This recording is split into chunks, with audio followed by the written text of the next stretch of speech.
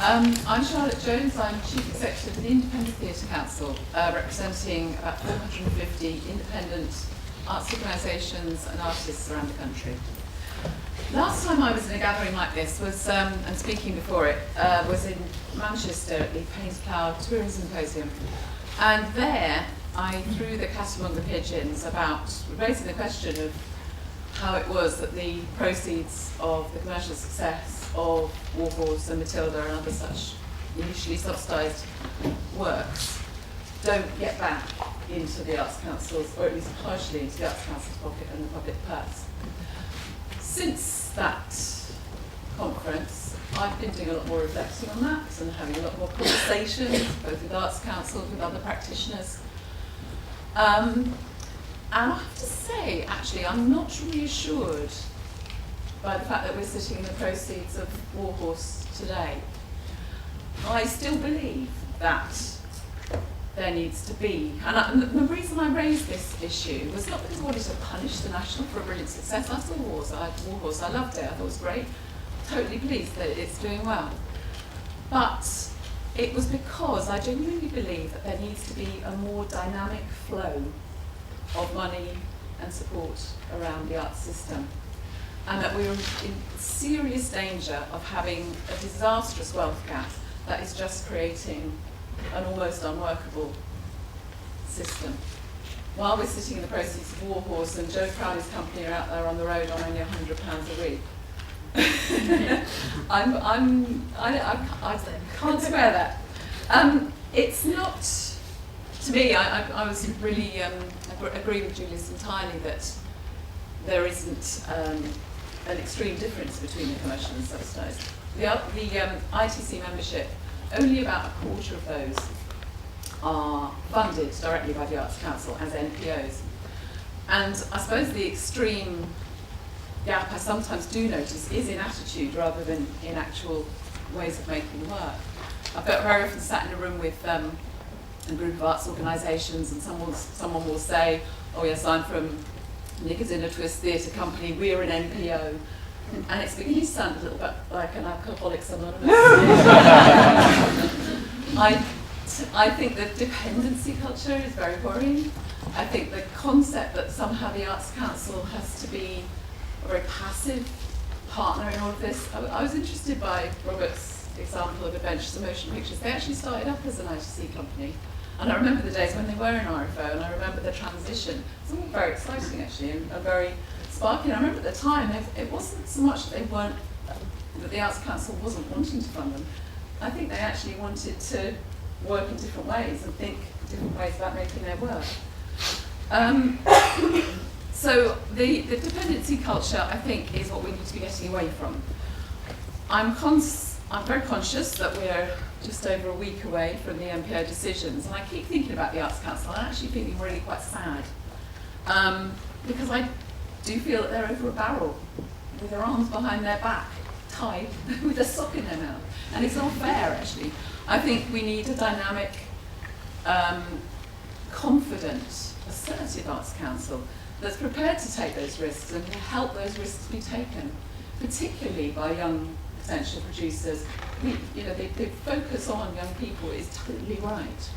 But are we doing anything about it? If we invest in just some more infrastructure, how on earth are we going to get that money out there to make more happen better? We deal at ITC with a lot of young, new producers and artists, and actually I'm constantly impressed by them, very excited by them. It's a totally vision-driven sector. Most of them, and particularly the younger ones, they're not actually thinking about where exactly the money comes from or defining themselves in terms of that money. They're just treating it as a means to an end, as a way of making the work, because in the end, the aim of the game is to make the work by whatever means they can. They're light on their feet. They don't get worried too much about scale either. I think that's quite an Arts Council construct, the idea, oh, you're small scale, therefore you'll always be small scale, therefore you can only go to these venues, but unfortunately if you work in these venues, it's totally unviable because there aren't enough people going to be coming to see it, even if they wanted to, because there are only 60 seats. it's old-fashioned to think in that way. I think the concept of a West End transfer is also old-fashioned. I was fascinated by Joe and Peter's conversation, because I think it probably didn't need to be quite as difficult as it sounded it was. The West End, and I thought what Nick was saying about cheaper, more flexible, more accessible spaces, and yes, spaces outside of London. We've ended up with another one on the bank of the Thames. And, you know, I know the Arts Council is desperate to get more money out of London, rightly so. So, I guess my provocation is, to the Arts Council, be braver. To the sector, whether it's perceiving itself as commercial or perceiving itself as subsidised, or really perceiving it as none of the above, but we just jolly well want to get the work made and get our voices heard and get out there and tell our story. To that sector, I would just say, keep pulling it in from all directions. Don't leave a stone unturned. There are all sorts of ways of thinking about money. And the final thing I'm going to say is actually a provocation to you, because I'm going to be schlepped away in a van for saying this, but I actually think that George Osborne is a visionary. And I'll explain why.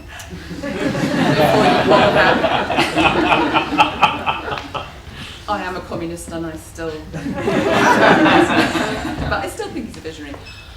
I was talking to a chap from the Treasury the other day about the new theatre tax relief, and he said, you know, George Osborne is extremely excited about this creative industries tax relief, because he, I think, thinks it will make more good work happen. And I think potentially it could. It's one of the few sort of money concepts in the art that is actually equally aimed at the subsidised and the commercial sector, as far as I'm aware. Initially, I think when it was first mooted, we were thinking, oh, it's just for the commercial sector, never mind. And then gradually, as we started listening properly, we started to get quite excited, because we thought, hang on a minute, this is money back for spending money on your productions. And a lot of our members, when we started talking to them, went, oh yeah, but we're charities, we don't pay tax. And I put this to the Treasury and said, no, it's a cheque. You'll get a cheque, whether you pay tax or not. 20% of your production costs on a touring company. That's quite an exciting prospect. And I realise it will bring in huge amounts of money to the commercial sector. Great. It will also bring in small but very important parts of bits of money to our sector. On a production budget of 50k, having a 10 grand cheque as soon as you've finished spending that money sounds pretty good to me. So I'm quite excited about how the theatre tax relief concept might actually shift our thinking, and I really encourage Arts Council as well. I know they have been doing a lot of talking with Treasury and with all the industry about this, but I'd really encourage them as well to treat that as an opportunity to start thinking differently. And I'd like to see you having some more money back so that we can distribute it even more then. So that's my provocation. Anyone will come and talk to about it later? Is it before lunch or after lunch? Before lunch. I'd like to help redesign the whole way in which this works and hear how you're all working and how we can fit something for the 21st century. Thank you very much.